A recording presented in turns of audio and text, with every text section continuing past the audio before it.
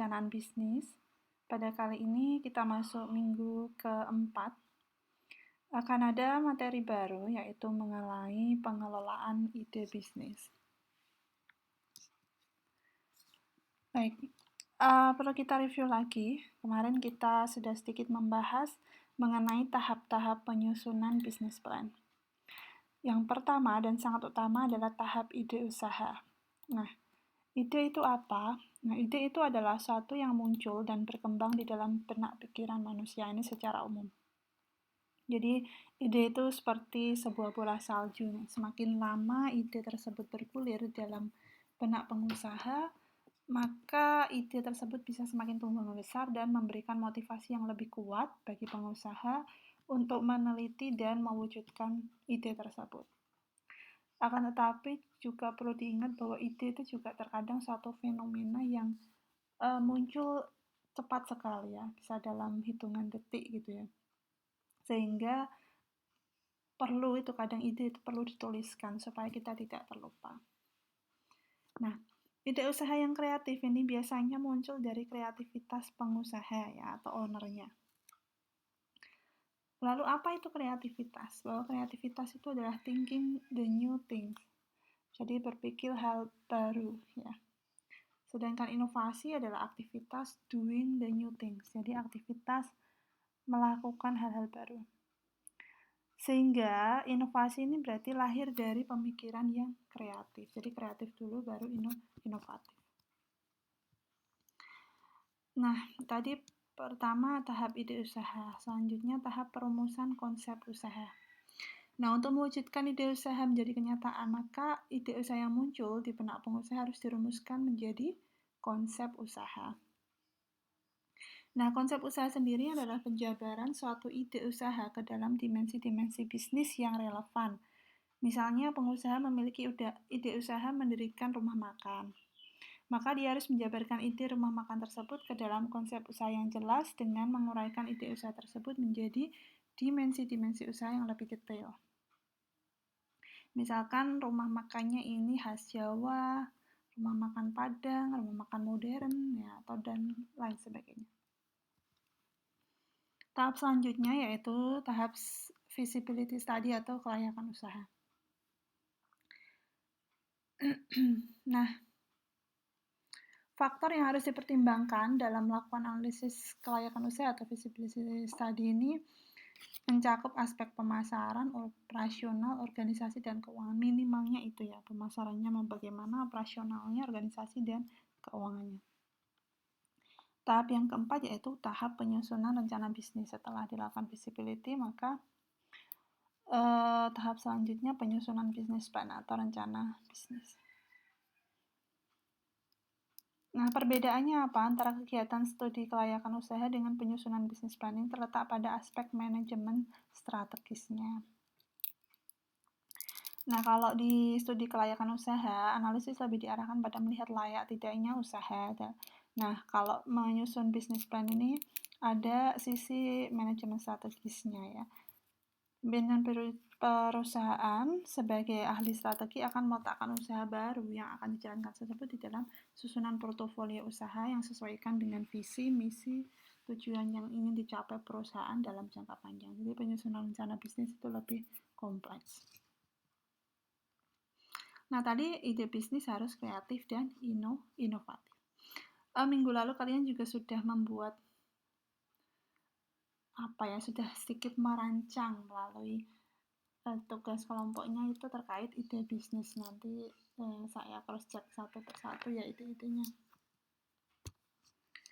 Nah, lalu apa itu kreatif dan inovatif serta bedanya apa? Tadi di awal juga sudah sempat kita singgung ya. Kalau kreatif itu lebih ke berdaya cipta, kalau inovatif berdaya perubahan karena doing tadi ya yang inovatif. Kreatif ini menciptakan beda dengan yang lain, lalu bisa menghubungkan ide-ide kreatif. Sedangkan inovatif ini menciptakan sesuatu yang belum pernah ada atau sama sekali berbeda gitu ya.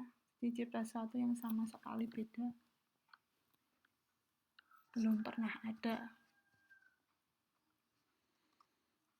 Nah, contoh kreatif itu misalkan apa?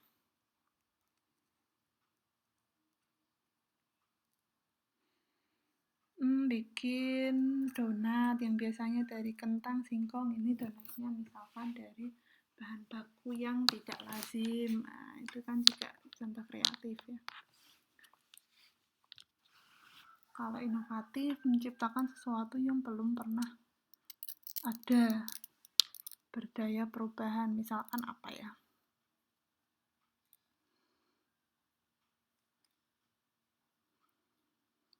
Inovasi apa alat untuk, misalkan dulunya belum ada alat untuk mencukur apa, misalkan hewan yang otomatis gitu ya. Sekarang sudah ada, jadi kita nggak perlu repot-repot. Nah, itu contoh inovatif ya. Kemudian hambatan kreativitas ada beberapa hal, misalkan perseptual atau terkait dengan persepsi orang yang berbeda-beda, emosional, ya berarti kaitannya dengan emosi yang juga berbeda-beda pada tiap orang. Lalu imajinasi yang bisa jadi terhambat, semakin imajinatif ya semakin kreatif harusnya ya. Culture atau budaya itu juga mempengaruhi ekspresif seseorang, intelektual, dan environment atau lingkungan seseorang itu juga bisa menghambat kreativitas ya. Nah, berpikir kreatif itu berarti kita harus melihat dengan sudut pandang baru, menemukan hubungan baru, dan bisa juga membentuk kombinasi baru ya. Kalau kalian melihat gambar ini mungkin berbeda-beda ya persepsinya, itulah yang namanya perspektif. Ada yang melihat bahwa itu adalah satu jalan pemandangan, ada yang melihat itu wanita muda atau wanita tua, ya macam-macam. Oke, kita lanjut mencari ide bisnis. Ini agak geser ya, ini harusnya ini adalah sumber idenya di sini, lalu menyeleksi ide dan menstimulasi ide ya. Sumber ide itu apa yang dimiliki, apa yang dibutuhkan orang lain, apa yang sudah dikerjakan orang lain. Lalu proses menyeleksi ide itu mengamati orang, mengamati tempat, membaca publikasi, dan melihat tren. Proses menstimulasi ide itu dari diferensiasi, adaptasi, dan pengembangan. Kita akan bahas satu persatu setelah ini. Oke, sumber ide. Ide itu adalah trigger atau pemicu sebuah aktivitas atau gagasan. Jadi ide merupakan dasar untuk menentukan strategi atau langkah-langkah bisnis.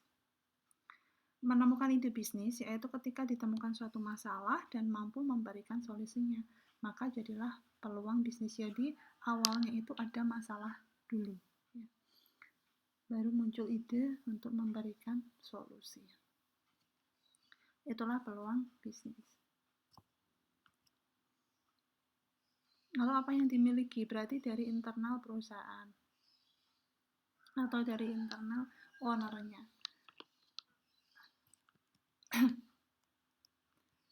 Nah, sumber itu bisa dari apa yang dimiliki. Bisnis dapat dimulai dari bakat, hobi, prestasi ya, yang terbukti dapat menghasilkan sesuatu yang bermanfaat bagi banyak orang dan dapat memberikan pemecahan masalah yang dihadapi banyak orang. Ya misalkan ownernya mempunyai hobi memasak gitu kan, nah itu berarti bisa jadi sumber ide mau bikin usaha apa gitu. Lalu apa yang dibutuhkan orang lain atau customer? Bisnis dapat dimulai dengan mengidentifikasi apa yang menjadi masalah setiap orang. Masalah ini selanjutnya akan memunculkan kecenderungan pasar, model-model dari produk baru, dan perilaku tertentu dari pemasaran. Perilaku tertentu dari masyarakat. Contohnya, munculnya Gojek, itu kan berawal dari yang dibutuhkan oleh customer. Lalu sumber itu bisa apa yang sudah dikerjakan orang lain? Dengan memperhatikan kekurangan-kekurangan yang ada di perusahaan kompetitor, maka dapat diciptakan solusi untuk mengatasi hal tersebut. Sehingga diharapkan akan muncul ide atau gagasan yang dapat dilakukan perusahaan agar lebih baik dari kompetitornya, sehingga terjadi pergeseran pelanggan dari perusahaan dan produk kompetitor ke perusahaan dan produk kita. Misalkan deterjen gitu ya, memang bisa memutihkan tapi bikin kasar serat pakaian. Nah, lalu muncul ide bisa pemutih tapi juga pelembut seperti itu. Itu contoh yang sudah dikerjakan kompetitor, kita menyempurnakan.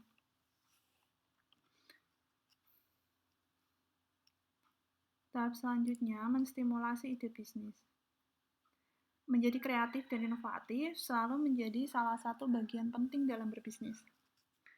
Tantangan terbesar untuk menghasilkan berbagai gagasan cemerlang adalah membebaskan diri dari kebiasaan konvensional yang dapat menghukum dan membatasi diri dari hal-hal baru dan di luar kebiasaan.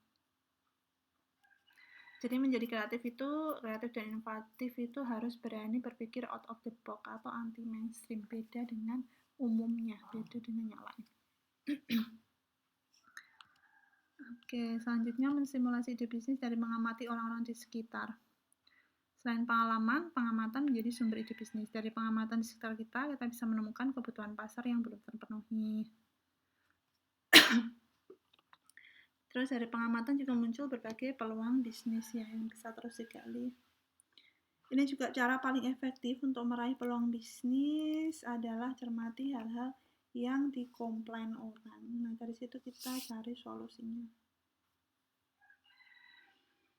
Selanjutnya mengamati tempat-tempat di sekitar kita. Ide itu juga muncul melalui mengetahui kebutuhan diri sendiri serta lingkungan terdekat. Nah, melakukan perjalanan ke suatu daerah dapat memunculkan ide bisnis ya melalui kebiasaan masyarakat daerah tersebut, potensi sumber daya alam, ataupun kondisi ekonomi masyarakat tersebut. Kegiatan yang bisa dilakukan untuk mengamati ini bisa mengunjungi lokasi-lokasi usaha, pabrik, sentra-sentra industri, mengumpulkan data supply buat demand produk, dan membandingkannya dengan sumber daya dan potensi ekonomi yang dimiliki. Selanjutnya, membaca publikasi, sumber pengetahuan dan pengalaman bisnis bisa didapat dari iklan, majalah, koran, dan lain sebagainya. Lalu melihat kecenderungan perusahaan, melakukan diversifikasi produk atau pengembangan produk akan memiliki varian lebih banyak dengan cara melakukan inovasi terhadap produk-produk dan pelayanan yang sudah ada.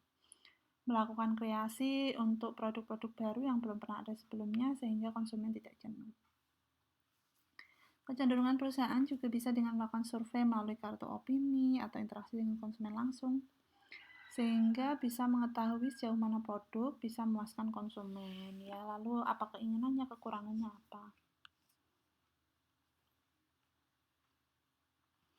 Tahap selanjutnya menyeleksi ide bisnis. Jadi ide yang ada harus dapat diseleksi agar dapat menciptakan peluang bisnis. Ide-ide usaha yang paling potensial yang menjadi peluang usaha yang real.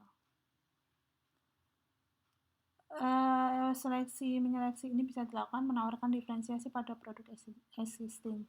Jadi ide usaha dimunculkan secara nyata dalam bentuk produk atau jasa baru yang berbeda dengan produk yang sudah ada di pasar. Produk atau jasa tersebut harus menciptakan nilai yang lebih tinggi dibandingkan dengan produk yang sudah ada. Produk existing ini adalah maksudnya produk yang sudah ada. Lalu menyesuaikan produk dengan perilaku konsumen terbaru. Perilaku pasar yang perlu diperhatikan yaitu permintaan terhadap barang atau jasa yang dihasilkan, waktu penyerahan dan waktu permintaan barang atau jasa. Untuk analisis pasarnya lihat demografi pasar, jadi usia, pendidikan, ya, jenis kelamin dan lain sebagainya. Sifat serta tingkah laku pesaing, keunggulan pesaing dan kevakuman pesaing yang dapat menciptakan peluang. Jadi misalkan pesaing tidak memproduksi barang yang dibutuhkan konsumen, itu kan berarti ada kevakuman yang dapat menciptakan peluang. Lalu mengembangkan hal-hal yang sudah dilakukan pesaing. Menganalisis produk atau proses produksi secara mendalam, lalu ketersediaan produk, menaksir biaya yang dikeluarkan pesaing, jumlah biaya awal dan perolehan sumber daya, biaya yang diperlukan untuk operasi, perluasan, dan lain-lain, lalu terkait risiko yang mungkin terjadi.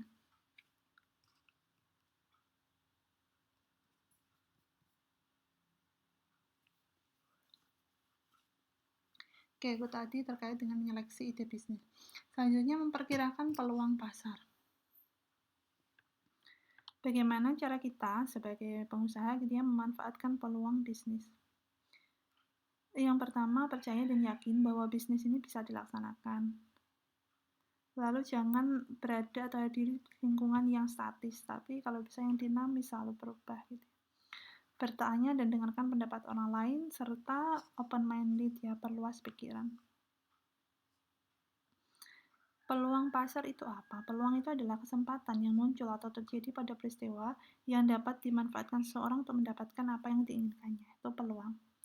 Sedangkan pasar ini adalah semua pelanggan potensial yang memiliki kebutuhan atau keinginan tertentu yang sama, yang mungkin bersedia dan mampu melakukan pertukaran untuk memuaskan kebutuhan. Itu menurut Kotler.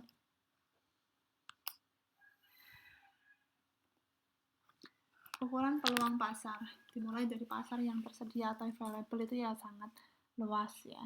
Lalu pasar yang tergarap berarti yang sudah digarap oleh pesaing. Pasar yang dituju, nah target kita berarti kalau bisa yang belum digarap oleh pesaing. Nah itulah pasar potensial yang paling mungkin membeli produk kita. Nah ini semakin mengerucut ya. Ini paling luas, semakin menyempit.